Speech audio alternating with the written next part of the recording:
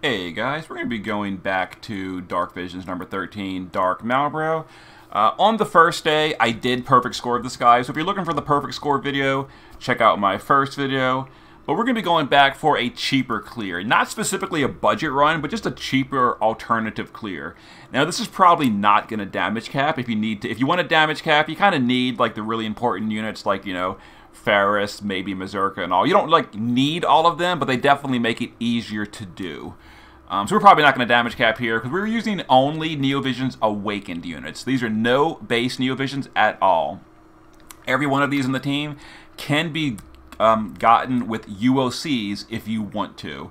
Now, as far as the gear goes, I am using my best possible gear, which is why I'm not really labeling this as like a real budget run. But the strategy would not change if your gear is not as strong. The strategy would be the same. You would just obviously deal less damage. So I'm going to go ahead and use my best gear to show the potential of this team. And we're going to see how high it can get. It's not going to damage cap, but it'll hopefully score okay-ish. Anyway, so espers that are important are Titan with Earth Resist learned and Carbuncle with Ice Resist learned. We've got those on Zahn and Vaughn. So we're going to be using Gilgamesh. Base form is single wielding with his TMR equipped, or STMR. Some autofill for LB, so you know, Call of the Wild, the paintbrush, and then 1,000 Needles to help out with the Imperil. Now the whole team has 20 or better to Ice and Earth Resist. We're going to be using buffs for the other 80%, but you need Ice and Earth Resist on everyone, except for Edgar, which we'll explain when we get to him. Now the shift form is going to be a DPS unit. We're going to be using him to cap with his LB. Now his resistances in the shift form don't matter because we're only shifting on the kill turn. So he's got a spear to get bonuses from Edgar's Imperil. Other than that, LB damage, plant killer. Here's the setup we're using: 4,300 attack, maxed LB damage, and 155 plant killer. A little low, but you know, doing the best we can. Edgar in the base form is using 20 or better to Ice and Earth Resist. That's all that really matters in his base form, some Ice and Earth Resist. That's it. Shift form is using 20 or better Ice Resist. We're skipping Earth Resist on Edgar, and we're going to use Double Mirage on the only turn that his shift form is vulnerable. That allows us to skip that with Edgar.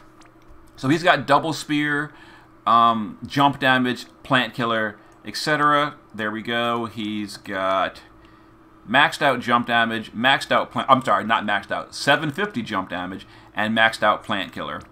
So a lot of people ask me, what if I don't have Edgar in the first video? I get that comment a lot. If you don't have Edgar, I mean, just the simple fact is, at the current time of Global's meta in Dark Visions, you're just not going to score as well. He's one of the current best options for Dark Visions. I guess Noctis is better than him, but you kind of want to run a team with both Edgar and Noctis on it for these kind of fights. So if you don't have Edgar, I mean, you can UOC him if you really want to go serious mode in Dark Visions, and you really want to score the best you can. You know, unit of choice him. Or pull for Noctis. Noctis, at the time of this video, is currently on banner. The banner does close in 2 days, but it's open right now. But yeah, if you don't have Edgar, you would just score lower. That's just all there is to it. So if you really want to try well in Dark Visions, unit of choice him, or pull for Noctis, or just, you know, accept the lower score. Tifa in the base form is single wielding, and I should mention Edgar is also single wielding in the base form, and Gilgamesh in the base form is single wielding, and you'll see why that's important later. So base form Gilgamesh single wield, Edgar single wield, shields are okay, just don't dual wield. Tifa, don't dual wield. She's using the Craftsman's Secret Book for the Wind Imbue because Bartz is going to be busy. We've given her Bushido Freedom to dispel the team to get rid of the Imperils, and a little bit of LB fill so our LB is ready to go on the kill turn. Shift form, LB damage, a little bit of plant killer. There we go. And then she's got 20 or better to Ice and Earth in both of her forms.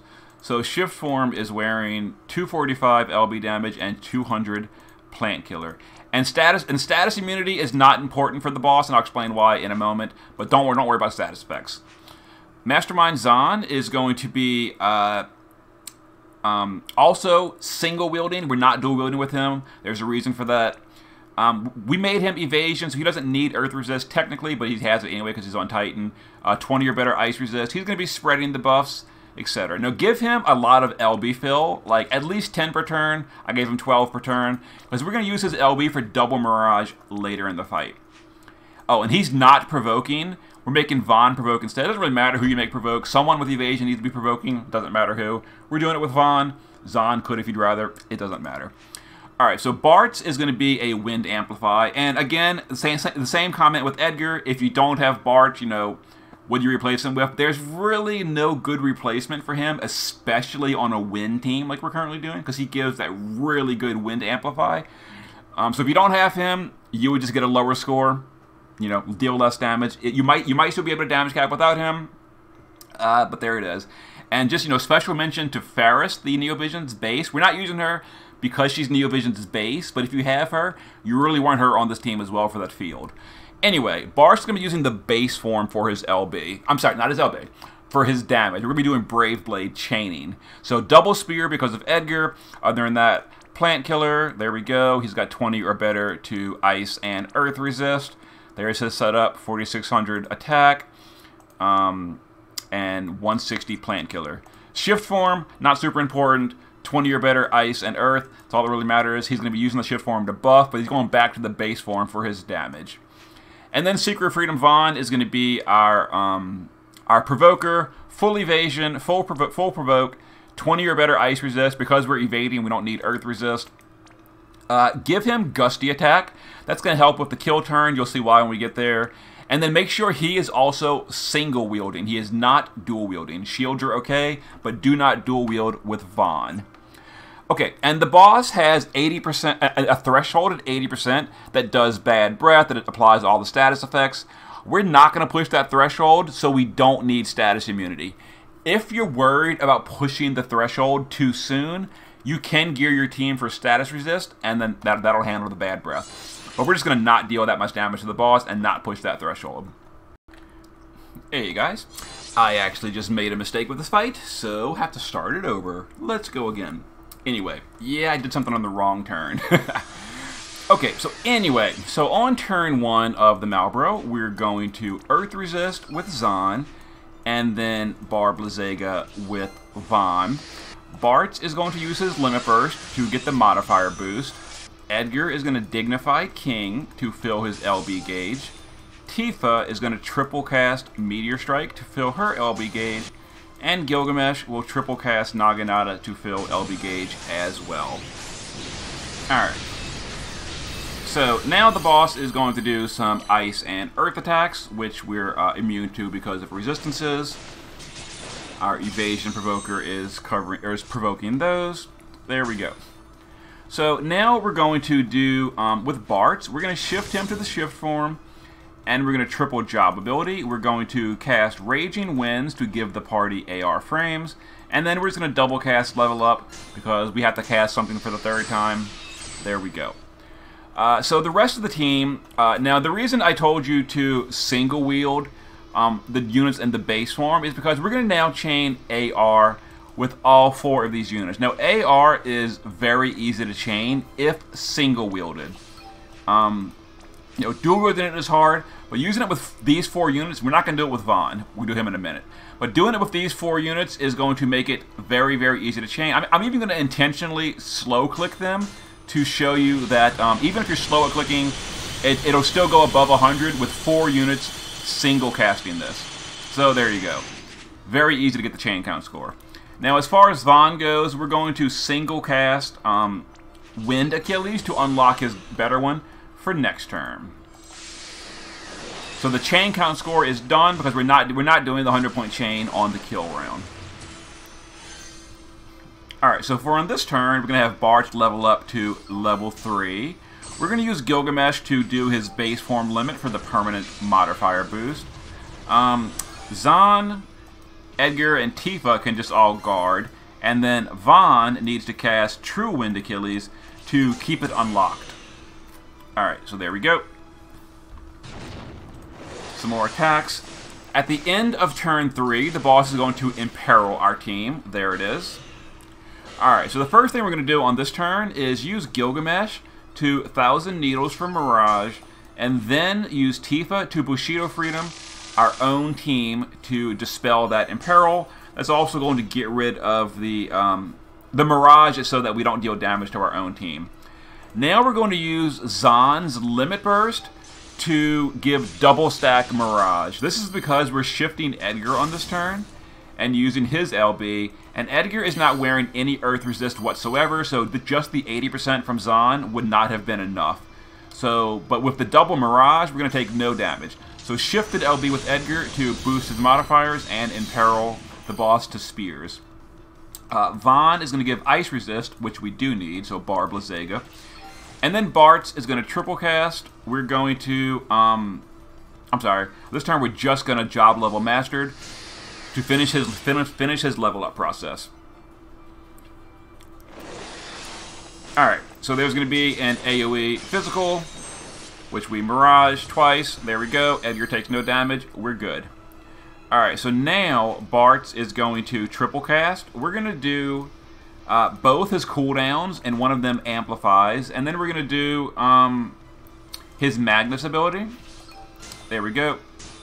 Make sure you do this before Edgar jumps. We need him to get that amplify. Tifa is going to do Wind Imbue. Windy Bellows.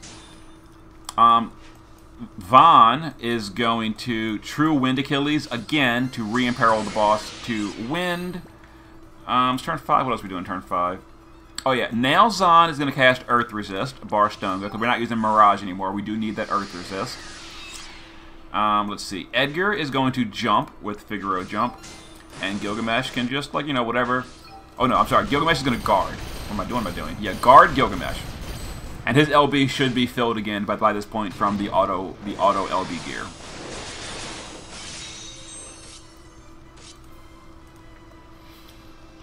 Okay, so on this turn, Bart is going to go back to the base form. We're going to, let's see, triple job.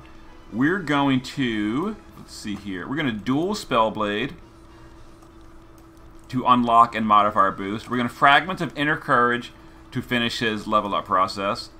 And then just Winds of Pursuit, doesn't really matter. Let's see, what else are we doing this turn? Tifa is going to shift and use just her Magnus, Awakened Fighting Spirit. Don't imbue her with water, that'd be bad. Gilgamesh can just guard this turn. Vaughn is going to use his Limit to break the boss's stats. And then Mastermind Zahn is going to Reflector. We're going to critical on Bartz for the killer and the attack buff. We're going to elemental on Tifa for the wind imbue. And then we're going to spread all that to the whole team.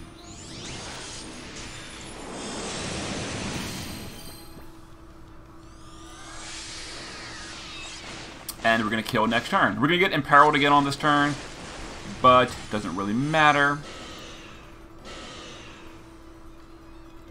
Okay, so Gilgamesh is going to shift, and we're going to do the shifted LB, which is now powered up because of his base form LB earlier.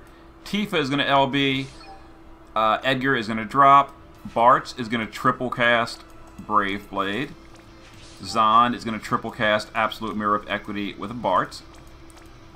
Now, the tricky thing here is Gilgamesh's Limit Burst is one of those weird ones where it does a bunch of hits in the beginning that are weak, a really, really long pause, and then a big hit at the end. The important thing is capping the final hit of Gilgamesh's LB, but because we're using Absolute Mirror of Equity Chainers, we can't cap the entire thing. So we're going to use Zahn to single wield and kind of like partial chain with the beginning of Gilgamesh's LB. And then we're going to send the Absolute Mirror of Equity Chainers to cap the second part of Gilgamesh's LB, while we also cap that with Tifa and Edgar. So we're going to start Vaughn just a second earlier, then we're going to send everyone else. And then once the chain comes, we drop everyone else. And there we go. And that also capped the second hit of Gilgamesh's LB. So we did 7.4 billion with only Neo Vision's Awakenings. Yeah, I kind of knew we wouldn't perfect score without using something like, you know, Ferris and all that. Ferris's field is a really big deal. But there was a respectable score with, you know, budget units and good gear. So the units were budget. The gear was very well geared in my opinion. But there we go. So there was a re-clear on Malboro, not using things like Ferris and Mazurka. I think I used last gen in my first clear. I don't remember, honestly.